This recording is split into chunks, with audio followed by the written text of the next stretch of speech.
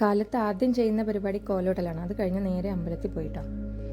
അമ്പലത്തിൽ അധികം തിരക്കൊന്നുമില്ല. തിരുവാതിര ആയതുകൊണ്ട് തിരക്ക് പ്രതീക്ഷിച്ചു, പക്ഷെ കുറവായിരുന്നു. അങ്ങനെ അമ്പലങ്ങളൊക്കെ തൊഴുത് വീടെത്തി. അമ്പലത്തിൽ നിന്ന് ഞാൻ പൂ മേടിച്ചിരുന്നു, അപ്പോൾ അതൊക്കെ ദൈവത്തിന് വെച്ചു കൊടുത്ത് പ്രാർത്ഥിച്ചു കഴിഞ്ഞ് അടുക്കളയിൽ കയറി.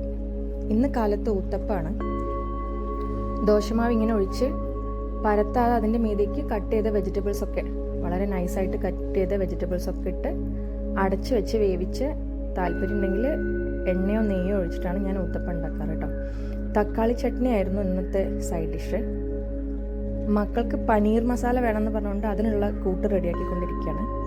ഇത് ചൂടാറുമ്പോഴേക്കും പാനിലേക്ക് എണ്ണ ഒഴിച്ച് ചെറുതായി കട്ട് ചെയ്ത പനീർ ക്യൂബ്സ് ഇട്ട് കുറച്ച് ഉപ്പും കൂടെ ചേർത്തൊന്ന് വഴറ്റിയെടുക്കും കേട്ടോ.